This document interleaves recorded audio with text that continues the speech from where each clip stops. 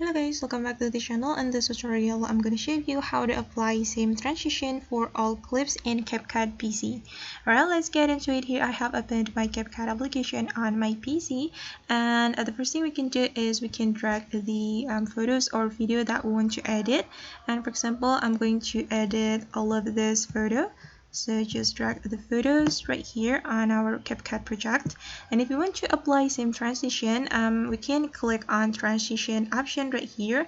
Then just select the transition that you want to use. And for example, I'm just going to use this transition, this light beam. Just tap on the transition, then click on this plus button to add the transition to your project.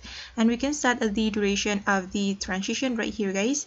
You can select the duration that you want, and after that, if you want to apply this transition to all clips, we can click on apply to all right here. And now the transition have been applied to our project. And then let's just take a look at the result. So just play the video. Okay. Alright guys, and that's how we can apply same transition for all clips in CapCut PC. I hope this tutorial will be helpful for you. Thank you so much for watching, and see you in the next video.